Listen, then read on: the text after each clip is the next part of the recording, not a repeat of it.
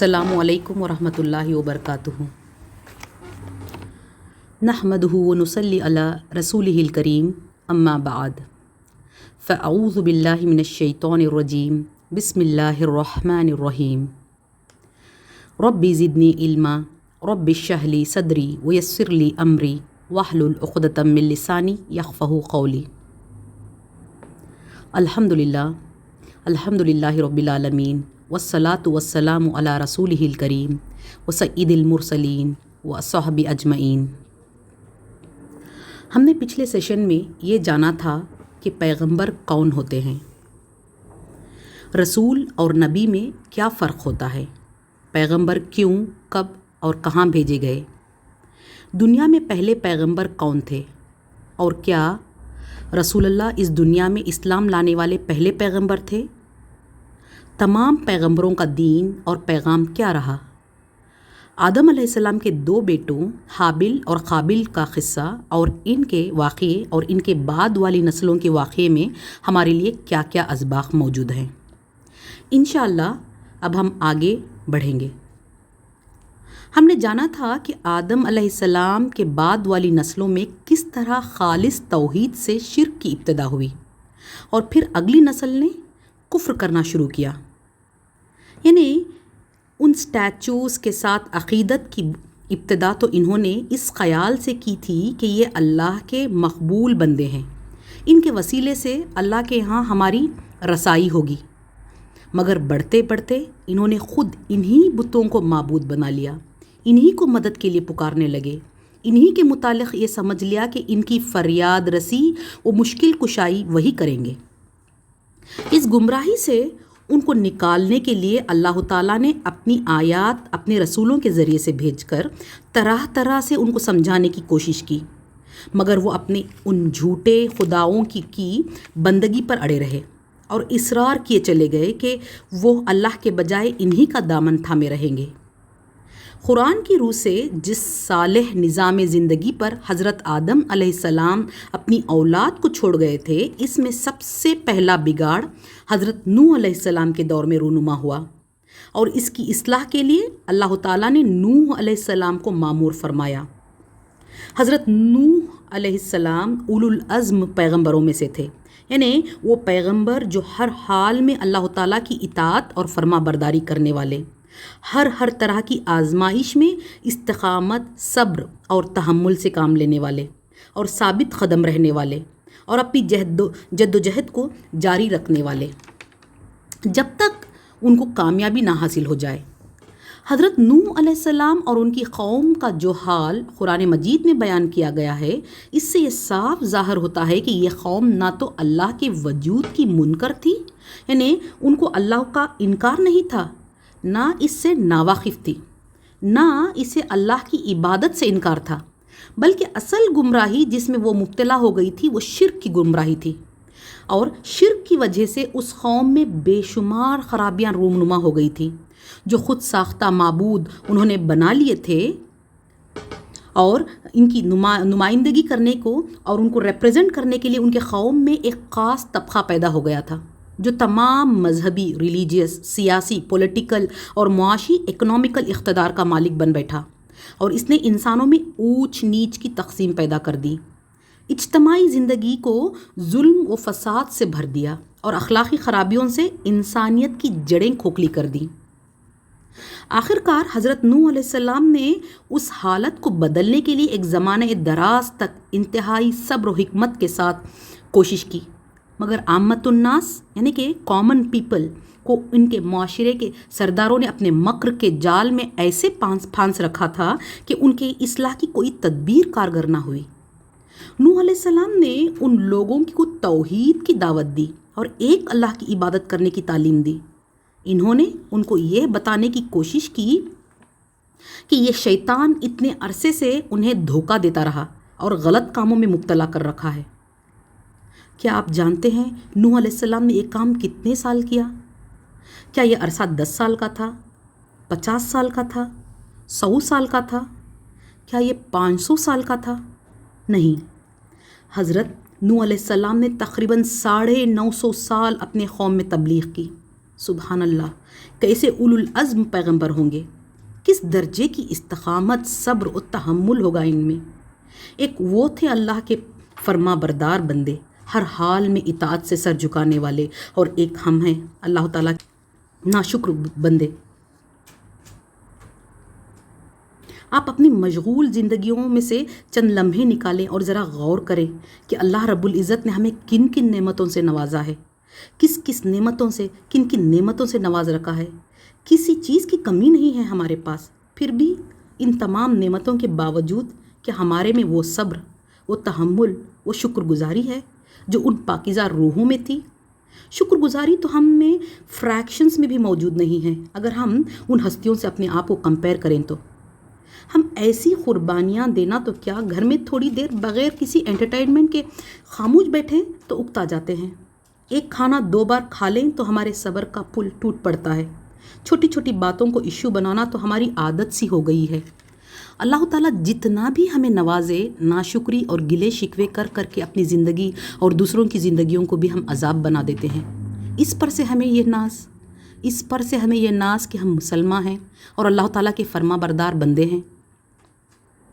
Girls नूह अलैहिस्सलाम ने तकरीबन 950 साल तबलीग की, बड़े ही सब्र व हिकमत से लोगों को समझाया, नेक राह पर लाने की कोशिश की, उनकी इस्लाह करने की कोशिश की, और अगर वो अपने गलत कामों से बाज नहीं आए तो अल्लाह के अजाब से भी डराया, लेकिन कोई इस्लाह की तदबीर उन पर कारगर ना हुई।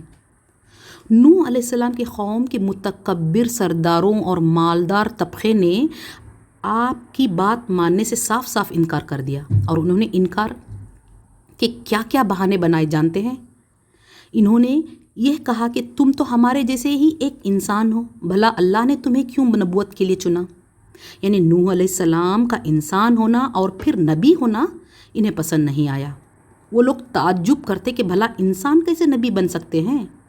और इनका एक और ऑब्जेक्शन जो था वो ये कि सिर्फ गरीब लोग ही क्यों ईमान ला रहे हैं आप पर। ऐसा हर नबी के दौर में होता रहा।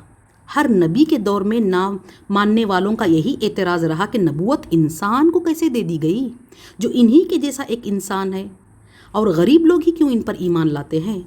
जैसा कि सूरह हूद में आता है आयत 27। ये आयत बड़ी है इसलिए हम सिर्फ इसके तर्जुमे से आगे से गुजरेंगे इंशाअल्लाह।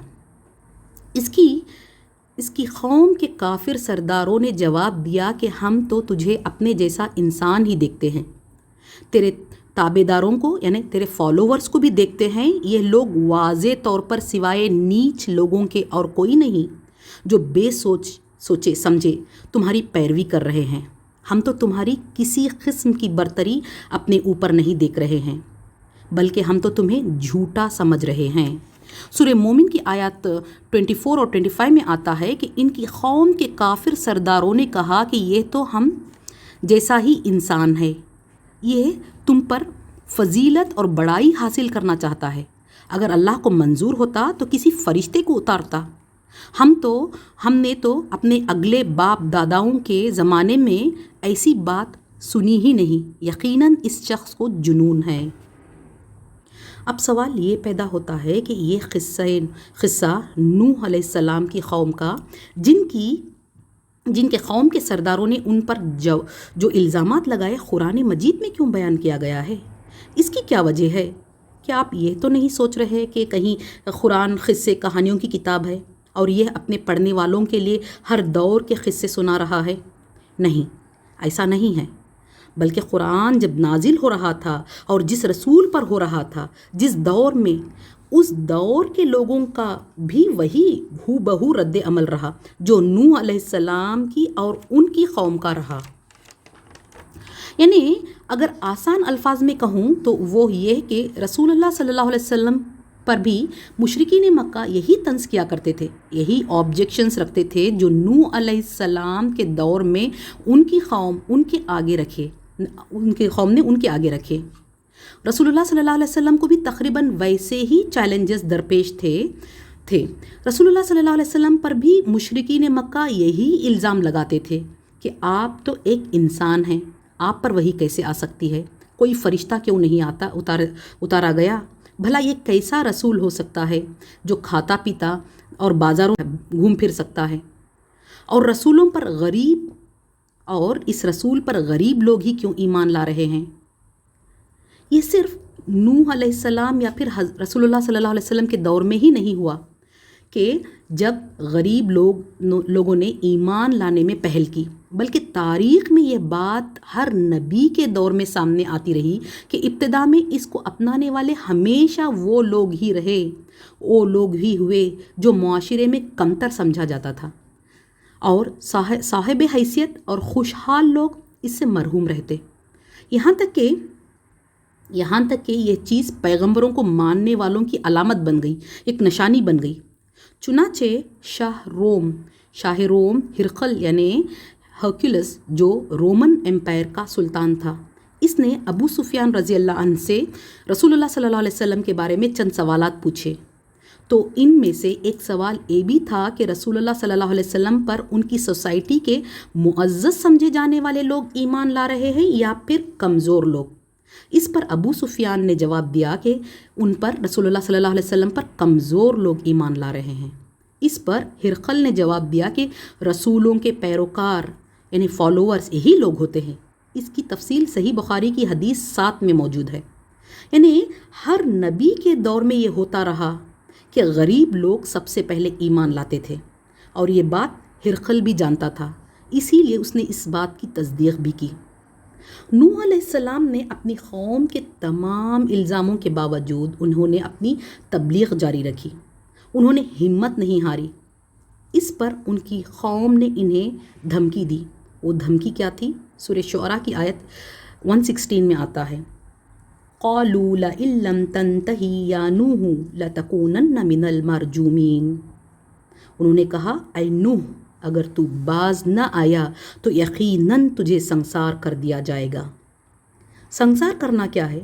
سنسار کرنا یعنی کسی شخص پر اتنے پتھر برسانا یہاں تک کہ اس کی موت واقع ہو جائے، یہ سنسار کہلاتا ہے۔ اس دھمکی کے باوجود نوح علیہ السلام نے ہمت نہ ہاری، اور پھر بھی ان کو طرح طرح کے عقلی دلائل، لاجیکل ریزننگز دے دے کر سمجھاتے رہے، لیکن سوائے چند لوگوں کے، مٹھی بھر لوگوں کے، ان کی قوم ضد پر اڑ گئی اور نوح علیہ السلام سے کہا کہ اگر وہ اپنے دعوے میں سچے ہیں تو ان پر وہ عذاب لا کر دکھائے جس کی نوح علیہ السلام ان کو دھمکی دیتے رہے ہیں۔ سورہ ہود آیت 32 میں آتا ہے کہ قالوا یا نوح قد جادلتنا فاکثرت جدالنا فاتنا بما تعدنا ان کنتم من الصادقین۔ قوم کے لوگوں نے کہا، اے نوح، تو نے ہم سے بحث کر لی اور خوب بحث کر لی، اب اگر تو سچا ہے تو جس چیز سے تو ہمیں دھمکا رہا ہے وہی ہمارے پاس لیا۔ اس قوم کی حماقت دیکھی آپ نے؟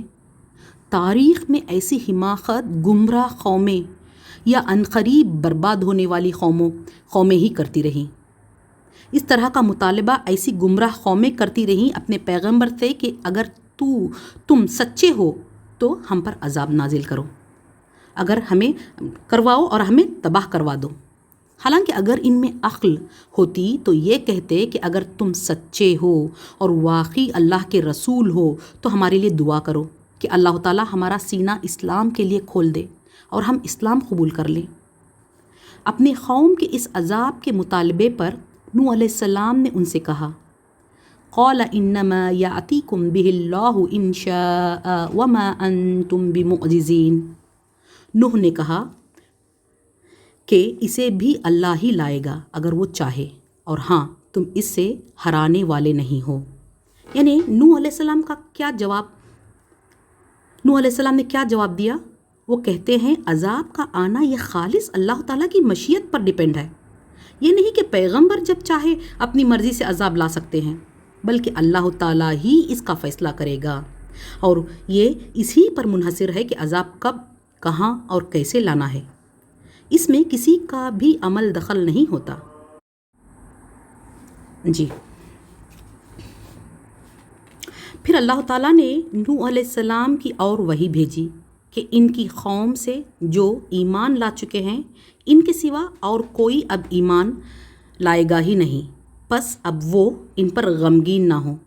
پھر نوح علیہ السلام نے رب تعالیٰ سے دعا کی، جو سورہ نوح آیات 26 اور 27 میں آتا ہے، وقال نوح ربی لا تذر علی الارض من الکافرین دیارا انک ان تذرہم یدلوا عبادک ولا یلدوا الا فاجرا کفارا۔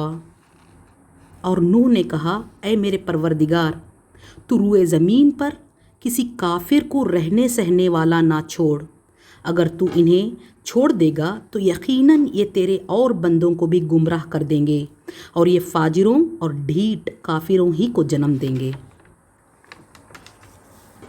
اس سے ہمیں پتہ چلتا ہے کہ جب نبی کا پیغام کسی قوم کو پہنچ جائے تو اسے صرف اس وقت تک مہلت ملتی ہے جب تک اس میں سے نیک آدمیوں کے نکل آنے کا امکان باقی رہے، مگر جب اس کے نیک لوگ نکل آتے ہیں تو صرف فاسد لوگوں اور گمراہ لوگوں کا گروہ باقی رہ جاتا ہے، تو اللہ اس قوم کو پھر کوئی مہلت نہیں دیتا۔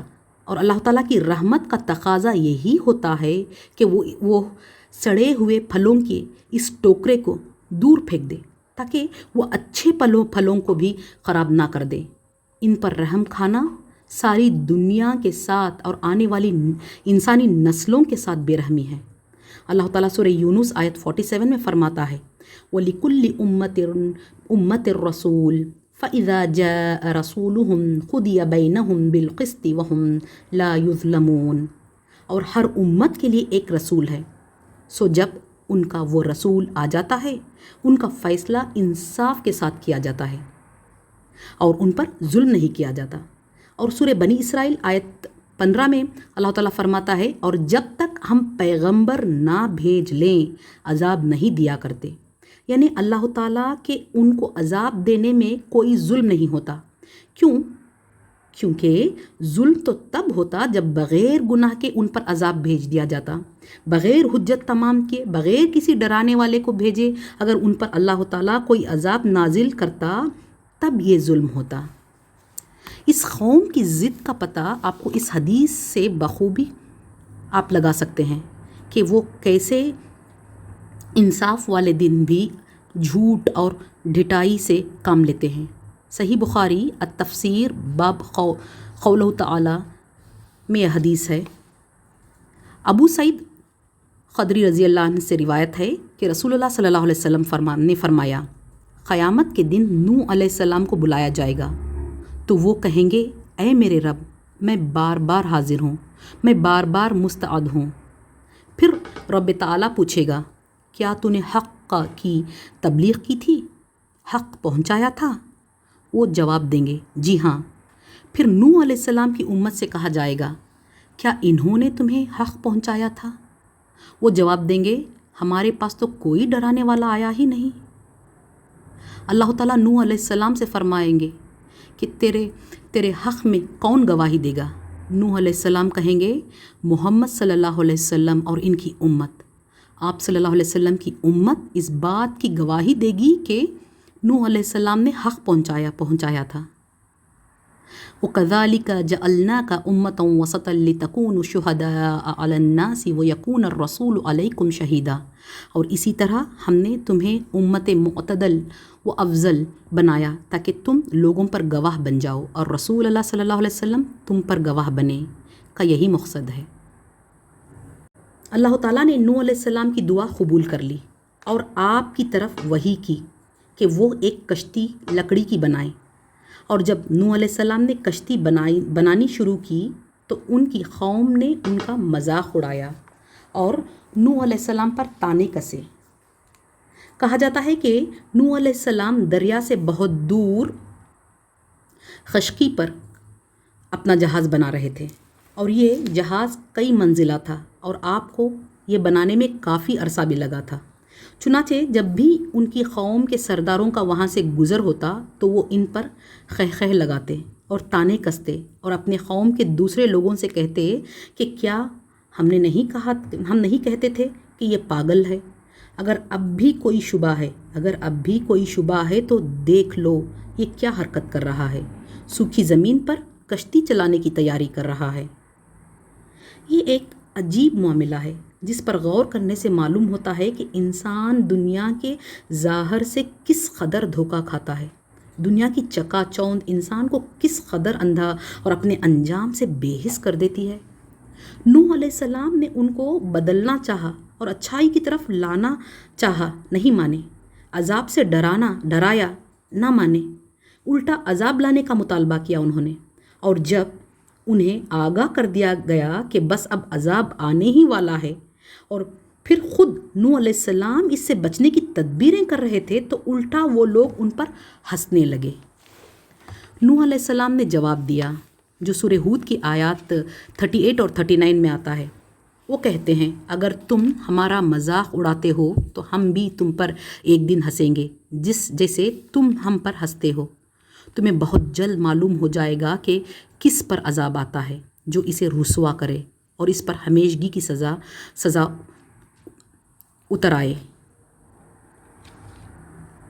پھر جیسے ہی کشتی بن کر تیار ہو گئی تو نوح علیہ السلام اور ان پر ایمان لانے والے صبر کے ساتھ اللہ تعالیٰ کے حکم کا انتظار کرنے لگے۔ صرف مٹھی بھر لوگ تھے جو نوح علیہ السلام کی 950 سالہ تبلیغ کے بعد ایمان لائے تھے، اور ایمان نہ لانے والوں میں نوح علیہ السلام کی بیوی اور ایک بیٹا بھی شامل تھا۔ پھر کیا ہوا؟ اللہ کا حکم آ پہنچا جو سورہ ہود کی آیت 40 میں ملتا ہے۔ ہم نے کہا کہ اس کشتی میں ہر قسم کے جانداروں میں سے جوڑے، یعنی 2 جانور، ایک نر اور ایک مادہ سوار کر لے، اور اپنے گھر کے لوگوں کو بھی سوائے ان کے جن پر پہلے سے بات پڑ چکی ہے، یعنی جو ایمان نہ لائے، اور سب ایمان والوں کو بھی اس کے ساتھ ایمان لانے والے بہت ہی کم تھے۔ ابن کثیر میں آتا ہے کہ ایمان والوں میں نوح علیہ السلام کے 3 بیٹے بھی شامل تھے جو ان پر ایمان لائے تھے۔ ان کے نام تھے سام، حام اور یافس، اور ان کی بیویاں، اور چوتھی بیوی یام کی تھی جو کافر تھی، لیکن اس کی بیوی مسلمان ہونے کے وجہ سے کشتی میں سوار تھی۔ اکثر مفسرین کا قول ہے کہ آج دنیا میں انسانوں کی جو بھی نسلیں ہیں وہ حضرت نوح علیہ السلام کے ان 3 بیٹوں سام، حام اور یافس کی نسلیں ہیں، کیونکہ سورہ صافات آیت 77 میں اللہ تعالیٰ فرماتا ہے وَجَعَلْنَا ذُرِّيَّتَهُ هُمُ الْبَاقِينَ، اور اس کی ہی اولاد کو ہم نے باقی رہنے والے بنا دیا۔ اس لیے حضرت نوح علیہ السلام کو آدم ثانی یعنی دوسرا آدم کہا جاتا ہے، یعنی آدم علیہ السلام کے بعد یہ دوسرے ابو البشر ہیں۔ کہا جاتا ہے کہ سام کی نسل سے عرب اور یہود کی نسلیں پھیلی، حام کی نسل سے افریقنز اور انڈینز یعنی ڈریویڈینز، یافس کی نسل سے یوروپینز، منگولز، ٹرکس، چائنیز اور یاجوج اور ماجوج کی نسلیں پھیلیں۔ پھر انہوں نے کہا وَقَالَ ارْكَبُوا فِيهَا بِسْمِ اللَّهِ مَجْرَيْهَا وَمُرْسَاهَا إِنَّ رَبِّي لَغَفُورٌ رَحِيمٌ۔ نوح نے کہا اس کشتی میں بیٹھ جاؤ، اللہ ہی کے نام سے اس کا چلنا اور ٹہرنا ہے، یقیناً میرا رب بڑا بخشنے والا، بڑا رحمان ہے۔ اور یہ طوفان کیسے آیا، اس کا صرف ہمیں یہاں ایک اشارہ ملتا ہے سورہ ہود میں، لیکن سورہ قمر کی آیات 11 اور 12 میں اس کی تفصیل ہے۔ اللہ تعالیٰ فرماتا ہے کہ ہم نے آسمان کے دروازے کھول دیے جن سے لگاتار بارش برسنے لگی، اور زمین کو پھاڑ دیا کہ ہر طرف چشمے پھوٹ نکلیں، اور دونوں طرح کا پانی یعنی آسمان کا اور زمین کا اس کام کو پورا کرنے کے لیے مل گئے جو مقدر کر دیا گیا تھا۔ طوفان شروع ہونے کے بعد کی تفصیلات سورہ ہود کی اگلی آیات میں ہی موجود ہیں۔ انشاءاللہ ہم صرف اس کے ترجمے کے ساتھ آگے بڑھیں گے۔ نوح علیہ السلام نے کہا اس کشتی میں بیٹھ جاؤ، اللہ ہی کے نام سے اس کا چلنا اور ٹہرنا ہے، یقیناً میرا رب بڑی بخشش اور بڑا رحم والا ہے۔ وہ کشتی انہیں لے کر پہاڑوں جیسی موجوں میں جا رہی تھی، اور نوح نے اپنے بیٹے کو جو ایک کنارے پر تھا پکار کر کہا اے میرے پیارے بیٹے، ہمارے ساتھ سوار ہو جا اور کافروں میں شامل نہ رہ۔ اس نے جواب دیا کہ میں تو کسی بڑے پہاڑ کے طرف پناہ میں آ جاؤں گا جو مجھے پانی سے بچا لے گا۔ نوح علیہ السلام نے کہا آج اللہ کے امر سے بچانے والا کوئی نہیں، صرف وہی بچیں گے جن پر اللہ کا رحم ہو۔ اسی وقت ان دونوں کے درمیان موج حائل ہو گئی اور وہ ڈوبنے والوں میں سے ہو گیا۔ فرما دیا گیا کہ اے زمین اپنے پانی کو نگل جا، اور اے آسمان بس کر تھم جا۔ اس وقت پانی سکھا دیا گیا اور کام پورا کر دیا گیا، اور کشتی جودی نامی پہاڑ پر جا لگی، اور فرما دیا گیا کہ ظالم لوگوں پر لعنت نازل ہو۔ نوح علیہ السلام نے اپنے پروردگار کو پکارا اور کہا اے میرے رب، میرا بیٹا تو میرے گھر والوں میں سے ہے، یقیناً تیرا وعدہ بالکل سچا ہے، اور تو تمام حاکموں سے بہتر حاکم ہے۔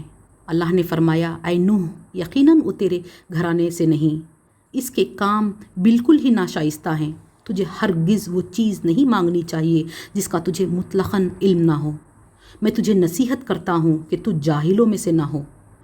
نوح علیہ السلام نے کہا اے میرے رب، میں تیری ہی پناہ چاہتا ہوں اس بات سے کہ تجھ سے وہ مانگوں جس کا مجھے علم ہی نہ ہو۔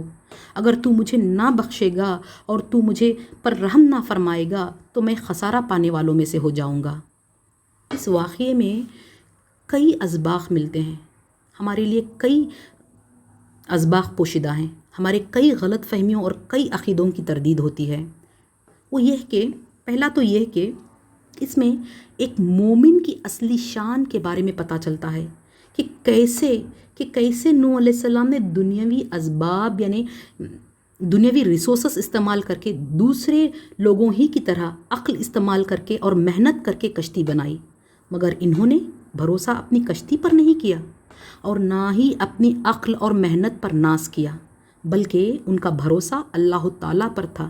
کیونکہ وہ خوب جانتے تھے اور سمجھتے تھے کہ کوئی تدبیر، کوئی اسکل کام نہیں آ سکتی، نہ ٹھیک شروع ہو سکتی ہے، نہ ٹھیک چل سکتی ہے، اور نہ ہی اپنے منزل کو پہنچ سکتی ہے جب تک اللہ تعالیٰ کا فضل اور اس کا رحم و کرم اس میں شامل نہ ہو۔ یہ ہوتی ہے ایک مومن کی شان۔ حضرت نوح علیہ السلام نے رشتے کی بنا پر اللہ تعالیٰ سے اپنے بیٹے کے لیے دعا کی، لیکن اللہ تعالیٰ نے ایمان کی بنیاد پر آپ کی دعا رد کر دی اور کہا کہ وہ تیرے گھرانے میں سے نہیں ہے۔ کیونکہ ایک نبی کا اصل گھرانہ تو وہی ہے جو اس پر ایمان لائے، چاہے وہ کوئی بھی ہو۔ اگر کوئی ایمان نہ لائے تو چاہے وہ نبی کا باپ ہو، بیٹا ہو، بیوی ہو یا اس کے گھرانے کا کوئی اور فرد، اس سے کوئی فرق نہیں پڑتا۔ اس سے اگلی چیز جو پتہ چلتی ہے وہ یہ کہ نبی کو غیب کا علم نہیں ہوتا۔ غیب کا علم اللہ تعالیٰ کی ذات کے سوا کسی کے پاس نہیں ہے۔ نبی کو تو صرف اتنا ہی علم ہوتا ہے جتنا وحی کے ذریعے اللہ تعالیٰ ان کو عطا کرتا ہے۔ اگر نوح علیہ السلام کو علم ہوتا کہ اللہ تعالیٰ ان کی دعا قبول نہیں کرے گا تو وہ اس پر ہرگز اسے پرہیز کرتے اور ہرگز دعا نہ کرتے۔ اگلی اور سب سے اہم بات جو اس سے پتہ چلتی ہے وہ یہ کہ اگر کسی کے پاس ایمان اور عمل صالح نہ ہو، اگر کسی کے پاس ایمان اور عمل صالح نہیں ہوگا، اسے اللہ کے عذاب سے اللہ کے پیغمبر بھی نہیں بچا سکتے، چاہے وہ پیغمبر کسی کا کتنا سگا ہی کیوں نہ ہو، کسی کا باپ، کسی کا شوہر ہی کیوں نہ ہو۔ مشرکین مکہ یہ سمجھتے تھے کہ خواہ وہ کیسے ہی برے کام کریں مگر ان پر اللہ کا عذاب نازل نہیں ہو سکتا۔ کیونکہ وہ ابراہیم علیہ السلام کی اولاد میں سے ہیں اور فلاں دیوی دیوتاؤں کا ان کے سر پر ہاتھ ہے، سایہ ہے۔ یہودیوں اور عیسائیوں کے بھی کچھ ایسے ہی گمان تھے کہ وہ انبیاء علیہ السلام کی اولاد ہیں، لہٰذا ان پر عذاب نہیں آئے گا اور نہ ہی ان کو جہنم کی آگ چھو سکتی ہے۔ اور آج کئی مسلمانوں کا بھی یہ عقیدہ ہے، اور اس طرح کے جھوٹے بھروسوں پر تکیہ کیے ہوئے ہیں کہ ہم فلاں پیر کا یا فقیر کا دامن تھام لیں گے، ہم فلاں حضرت کی اولاد ہیں اور ہم ان کا دامن پکڑ لیں گے اور وہ ہماری سفارش کر دیں گے اور ہمیں اللہ کے انصاف سے بچا لیں گے۔ اللہ رحم فرمائے ہمارے حال پر۔ دیکھا آپ نے یہاں جو منظر دکھایا گیا ہے، ایک جلیل القدر پیغمبر، ایک اولو العزم پیغمبر اپنے آنکھوں کے سامنے اپنے لخت جگر کو ڈوبتے ہوئے دیکھا اور تڑپ کر بیٹے کی معافی کے لیے درخواست کرتے ہیں، لیکن دربار خداوندی سے الٹی انہیں ڈانٹ پڑ جاتی ہے۔ اگر باپ کی پیغمبری بھی ایک بد عمل بیٹے کو عذاب سے نہیں بچا سکتی تو ناداں مسلمان کس کے بھروسے جی رہے ہیں؟ غرض سورہ ہود کی اگلی آیت 49 میں اللہ تعالیٰ فرماتا ہے، اے محمد صلی اللہ علیہ وسلم، یہ غیب کی خبریں ہیں جو ہم تمہاری طرف وحی کر رہے ہیں، اس سے پہلے نہ تم ان کو جانتے تھے اور نہ تمہاری قوم، پس صبر کرو، انجام نیک لوگوں کے حق میں ہی ہوگا۔ یعنی جس طرح نوح علیہ السلام اور ان کے ساتھیوں ہی کا آخر کار بول بالا ہوا، اسی طرح تمہارا اور تمہارے ساتھیوں کا بھی ہوگا۔ اللہ تعالیٰ کا قانون یہی ہے کہ اگر ابتدا میں دشمنان حق کتنے ہی کامیاب کیوں نہ ہوں، مگر آخری کامیابی صرف ان لوگوں کا حصہ ہوتی ہے جو اللہ سے ڈر کر فکر و عمل کی غلط راہوں سے بچتے ہوئے مقصد حق کے لیے کام کرتے ہیں۔ اس میں ہمارے لیے یہ بھی سبق آموز ہے کہ جھوٹ خواہ کتنا ہی خوبصورت، حسین و جمیل اور دل فریب بنا کر ہی کیوں نہ پیش کیا جائے، اور خواہ اس کے ماننے والے، اس کی تائید کرنے والی پوری دنیا ہی کیوں نہ ہو، آخر کار سچ کی جیت ہوتی ہے۔ لیکن اس کے لیے ہمت و صبر درکار ہے۔ کبھی بھی ہمت نہ ہاریں، ہمت ہار کر نیک کام کرنا نہ چھوڑیں اور عمل صالح کرنا نہ چھوڑیں۔ کبھی جھوٹ کے چکاچوند کا شکار نہ بنیں، کبھی ہمت ہار کر سچ کا ساتھ نہ چھوڑیں۔ اللہ تعالیٰ ہمیں وہ عمل کرنے کی توفیق دے جو اس کے پاس قبول اور مقبول ہو، اور ہمیں ہمارے دین پر ثابت قدم رہنے والا بنائے۔ یا مقلب القلوب ثبت قلبی علی دینک، یا مصرف القلوب صرف قلبی علی طاعتک۔ حضرت نوح علیہ السلام کی قوم کے بعد جس قوم کا ذکر ہمیں قرآن میں ملتا ہے وہ قوم عاد ہے۔ قوم عاد سرزمین عرب کی قدیم ترین قوم تھی، جس کے افسانے اہل عرب میں مشہور ہی نہیں بلکہ بچہ جانتا تھا، اور ان بچے کی زبان پر تھے، کیونکہ اس کی شان و شوکت، اس قوم کی شان و شوکت ایسی تھی اور وہ ایسے طاقتور اور مضبوط تھے کہ دنیا میں ان کے ہم مثال کوئی نہ تھا۔ پھر ایک وقت اس قوم پر ایسا آیا کہ دنیا سے اس کا نام و نشان تک مٹ گیا اور وہ صرف ضرب المثال ہو کر رہ گئی۔ قرآن کریم کی روح سے اس قوم کا اصل مسکن، اس قوم کے رہنے کی جگہ احقاف کا علاقہ تھا۔ یعنی احقاف میں یہ قوم آباد تھی جو حجاز، یمن اور یمامہ کے درمیان رب الخلی کے ساؤتھ میں واقع تھی۔ جنوبی عرب یعنی ساؤتھ عرب میں اس کے کچھ پرانے کھنڈرات موجود تھے کہیں، اور عربس جن راستوں سے بزنس ٹرپس کے لیے جایا کرتے تھے ان کے قافلے وہاں سے گزرتے تھے، اور وہ ان کھنڈرات کو راستے میں دیکھتے گزرتے تھے، اور یہ ان کا معمول تھا۔ ایک طرف عربس قوم عاد کی شان و شوکت اور طاقت سے امپرس تھے، تو دوسری اور ان کا یوں اچانک صف ہستی سے مٹ جانا سے حیران بھی تھے۔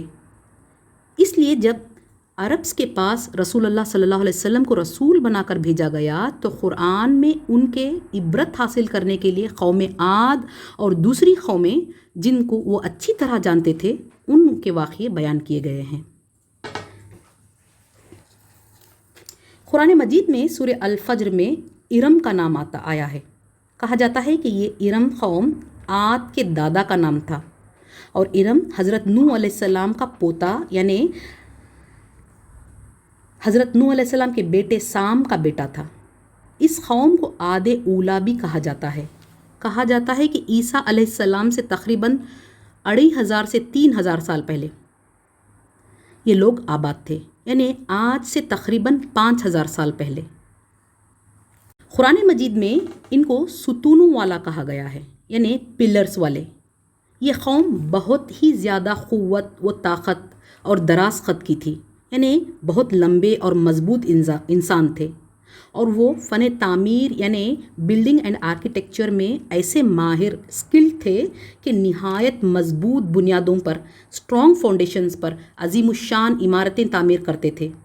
سورہ فجر آیات 6 سے 8 میں آتا ہے کہ الم تر کیف فعل ربک بعاد، کیا آپ نے نہیں دیکھا کہ آپ کے رب نے عاد والوں کے ساتھ کیا کیا؟ ارم ذات العماد، ستونوں والے ارم کے ساتھ، التی لم یخلق مثلها فی البلاد، جس کے مانند کوئی قوم ملکوں میں پیدا نہیں کی گئی، یعنی ان جیسی دراز قد، لمبی اور قوت و طاقت والی قوم کوئی اور پیدا نہیں ہوئی۔ اس لیے یہ لوگ خود پر فخر کرتے تھے اور کہتے تھے من اشد منا قوہ، ہم سے زیادہ کون طاقتور ہے۔ یہ قوم اپنے دور کی بے نظیر قوم تھی، کوئی مثال نہیں ملتی تھی، کوئی دوسری قوم اس کی ٹکر کی نہیں تھی۔ اونچے ستونوں کی بلند اور شاندار عمارتیں بنانا ان کا شوق تھا۔ دولت، قوت اور طاقت نے ان کو سخت متکبر بنا دیا تھا، انہیں گھمنڈ میں مبتلا کر دیا تھا۔ ان کے قوم کے چند بڑے بڑے سرداروں نے ساری قوم کو اپنے نیچے جکڑ رکھا تھا، جن کے آگے کوئی دم نہ مار سکتا تھا، اور یہ قوم بھی مشرک تھی۔ انہیں اللہ کا انکار نہیں تھا، بلکہ ان کو انکار اس بات کا تھا کہ بندگی صرف اللہ کی ہونی چاہیے۔ وہ کہتے تھے کہ ہم ان بتوں کی بندگی نہیں چھوڑیں گے جن کے ہمارے باپ دادا کرتے آئے ہیں۔ جو پیغمبر قوم عاد کی طرف بھیجے گئے وہ تھے حضرت ہود علیہ السلام۔ اس کی دلیل ہمیں قرآن میں کئی جگہ ملتی ہے۔ سورہ اعراف آیت 25 میں آتا ہے وَإِلَىٰ عَادٍ أَخَاهُمْ هُودًا، اور عاد کی طرف ہم نے ان کے بھائی ہود کو بھیجا۔ حضرت ہود علیہ السلام انہی کی قوم کے ایک فرد تھے۔ اللہ تعالیٰ نے آپ کو نبوت سے نوازا اور قوم عاد کی اصلاح کے لیے مقرر کیا۔ ہود علیہ السلام کی اپنے قوم سے گفتگو ہمیں قرآن حکیم میں کئی جگہ ملتی ہے۔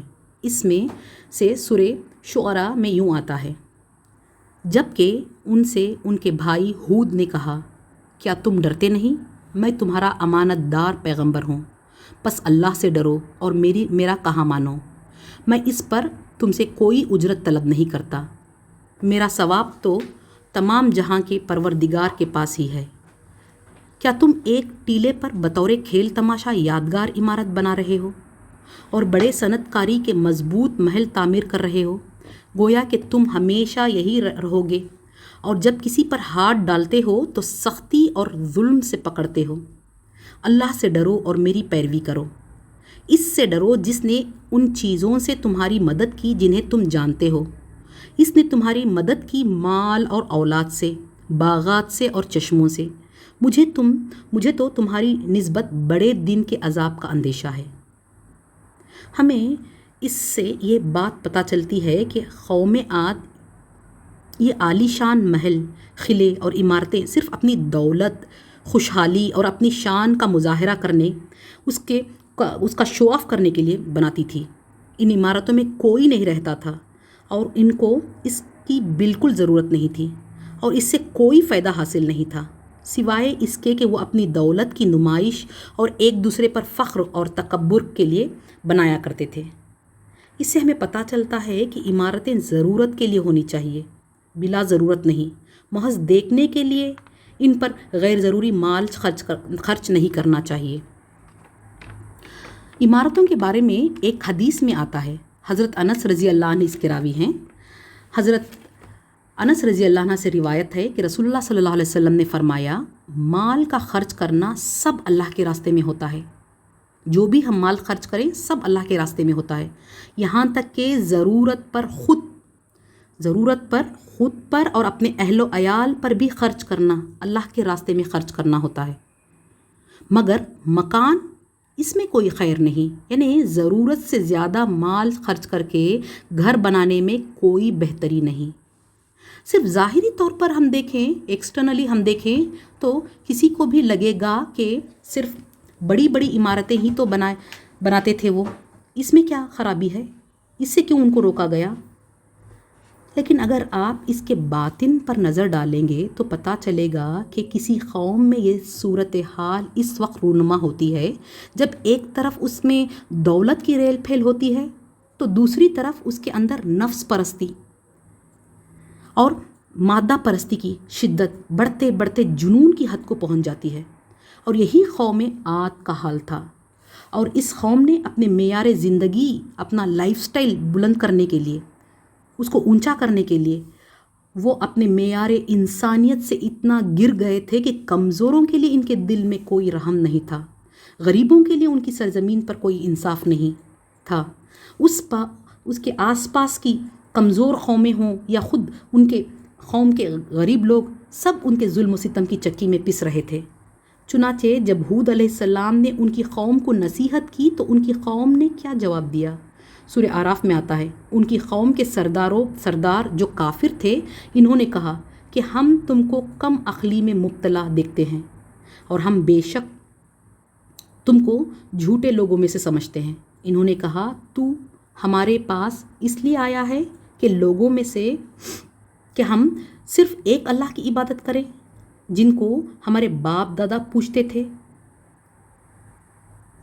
ان کو چھوڑ دے۔ اگر تو سچا ہے تو جس عذاب کی ہمیں دھمکی دیتا ہے وہ لے آ۔ سورہ ہود میں آتا ہے کہ انہوں نے کہا، اے ہود، تو ہمارے پاس کوئی دلیل تو لایا نہیں، اور ہم صرف تیرے کہنے سے اپنے معبودوں کو چھوڑنے والے نہیں اور نہ تجھ پر ایمان لانے والے ہیں، بلکہ ہم تو یہی کہتے ہیں کہ ہمارے کسی معبود نے تجھے آسے پہنچا کر دیوانہ کر دیا ہے۔ سورہ شعراء میں آتا ہے کہ انہوں نے کہا، تو ہم کو نصیحت کر یا نہ کر، ہمارے اوپر یکساں ہے دونوں چیزیں، یہ تو بس پرانے لوگوں کی عادت ہے اور ہم ہرگز عذاب نہیں دیے جائیں گے۔ ہود علیہ السلام نے فرمایا، سورہ ہود آیت 52 میں آتا ہے، وَيَا قَوْمِ اسْتَغْفِرُوا رَبَّكُمْ ثُمَّ تُوبُوا إِلَيْهِ يُرْسِلِ السَّمَاءَ عَلَيْكُمْ مِدْرَارًا وَيَزِدْكُمْ قُوَّةً إِلَىٰ قُوَّتِكُمْ وَلَا تَتَوَلَّوْا مُجْرِمِينَ۔ ہود نے کہا، اے میری قوم کے لوگ، تم اپنے پالنے والے سے اپنے گناہوں کی معافی طلب کرو اور اس کی جناب میں توبہ کرو تاکہ وہ برسنے والے بادل تم پر بھیج دے اور تمہاری طاقت پر اور طاقت بڑھا دے اور تم مجرم بن کر روگردانی مت کرو۔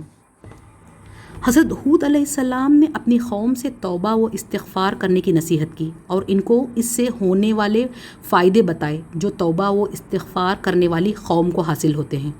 قرآن کریم میں کئی مقامات پر توبہ و استغفار کے فائدے بتائے گئے ہیں۔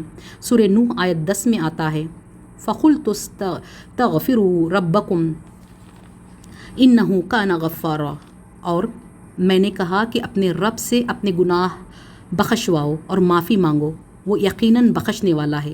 سورہ الطلاق کی آیت 2 اور 3 میں اللہ تعالیٰ فرماتا ہے کہ جو اللہ سے ڈرتا ہے اللہ اس کے لیے نکلنے کا راستہ بنا دیتا ہے اور ایسی جگہ سے روزی دیتا ہے جو اس کے گمان میں بھی نہیں ہوتی۔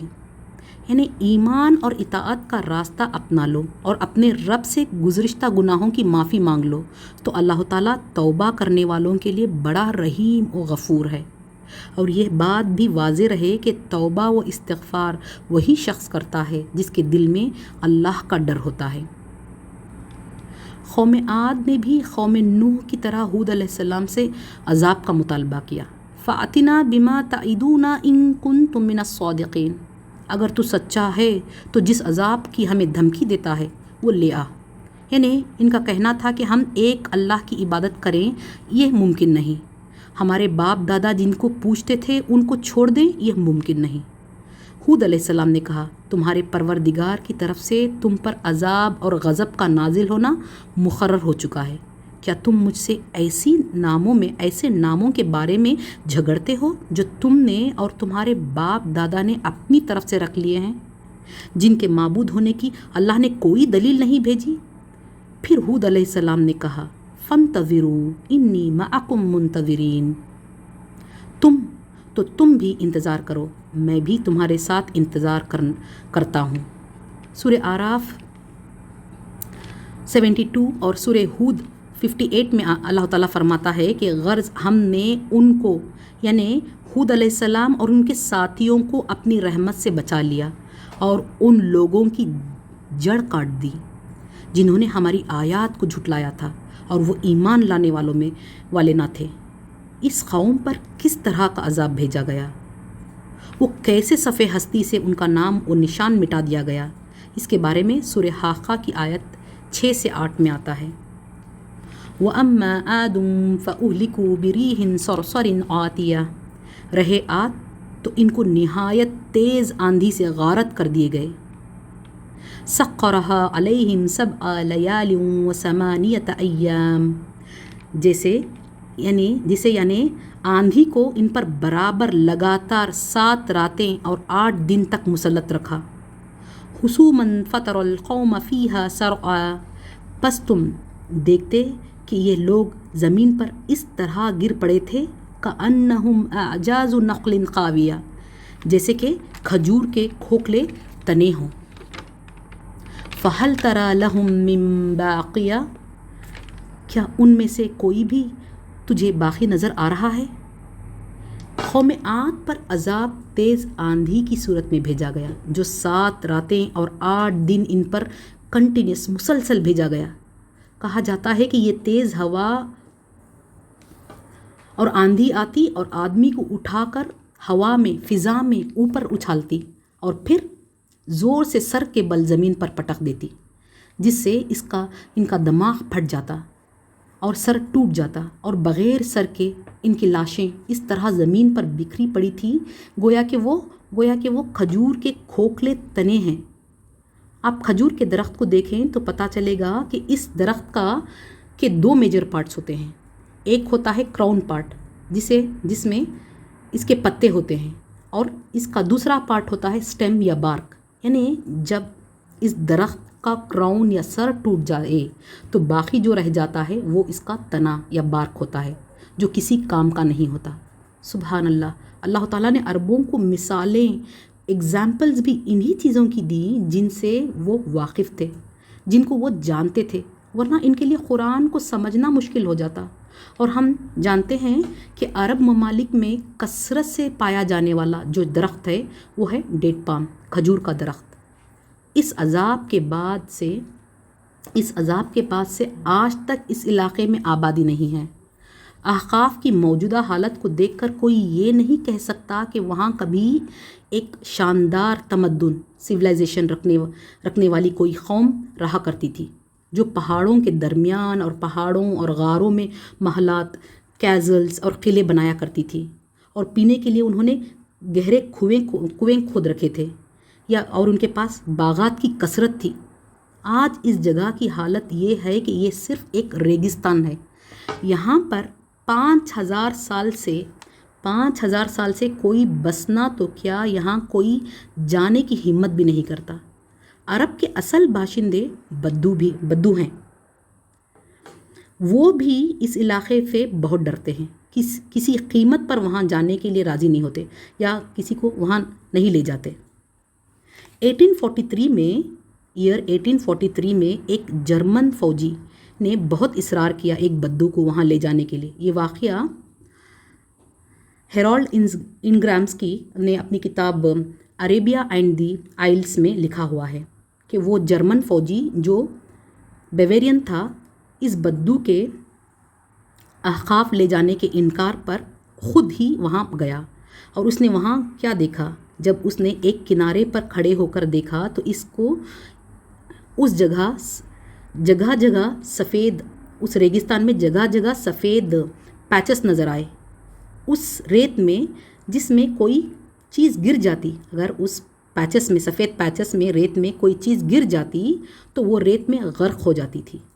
وہاں کی ریت بالکل باریک پاؤڈر کی طرح تھی، اور جب اس نے ایک رسی سے کچھ باندھ کر اس میں پھینکا تو وہ 25 منٹ کے اندر ریت میں غرق ہو گئی اور اس رسی کا سر گل گیا۔ 1998 میں سائنٹسٹ نے اس ڈیزرٹ کی ریت حاصل کی۔ یہ جاننے کے لیے کہ کیوں 5,000 سال سے وہاں کوئی جا یا بس نہیں پاتا۔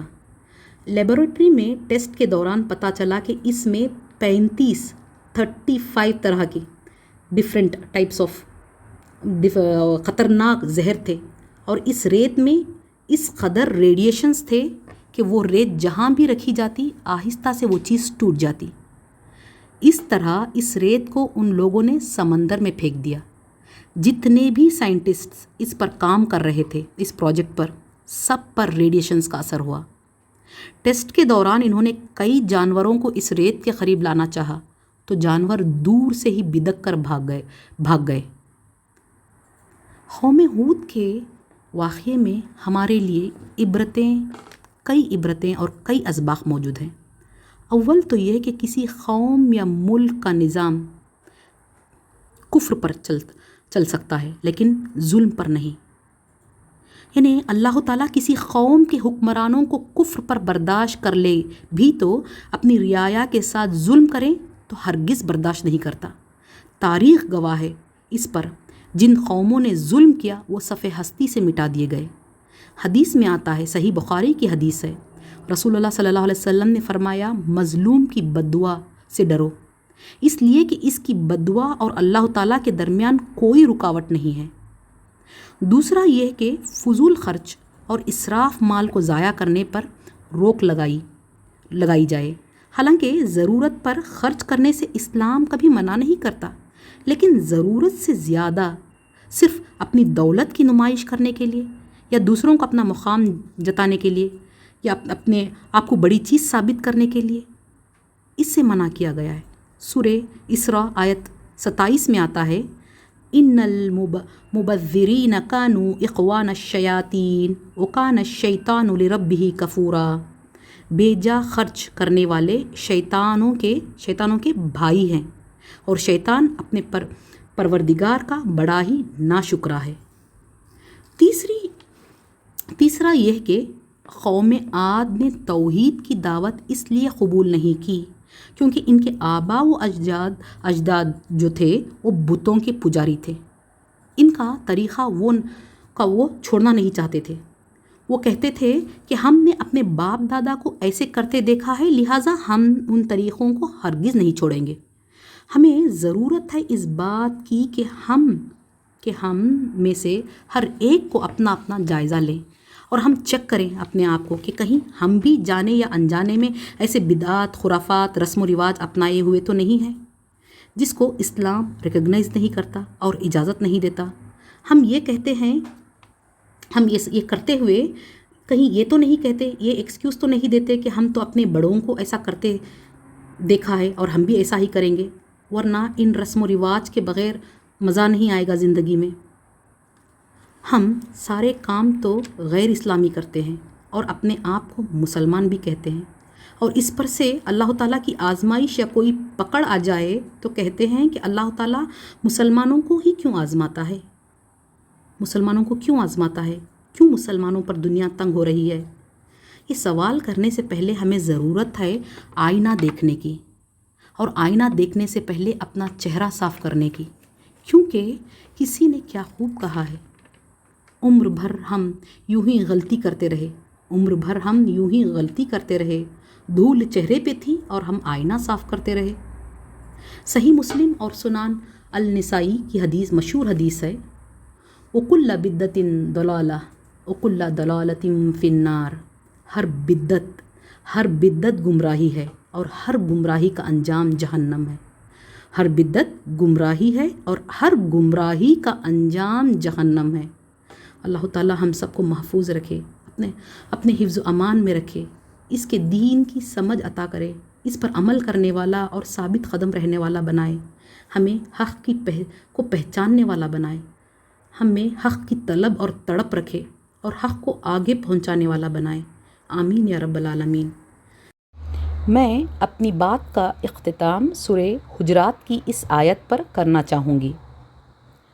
یا ایھا الناس انا خلقناکم من ذکر وانثی وجعلناکم شعوبا وقبائل لتعارفوا ان اکرمکم عند اللہ اتقاکم ان اللہ علیم خبیر۔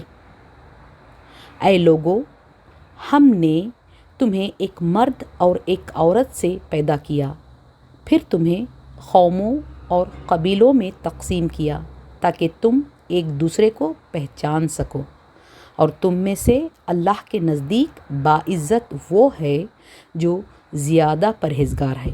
یقین مانو اللہ سب کچھ جاننے والا اور پوری طرح باخبر ہے۔ وآخر الدعوانا ان الحمد للہ رب العالمین۔ سبحانک اللہم وبحمدک، نشہد ان لا الہ الا انت، نستغفرک واتوب الیک۔ السلام علیکم ورحمۃ اللہ وبرکاتہ۔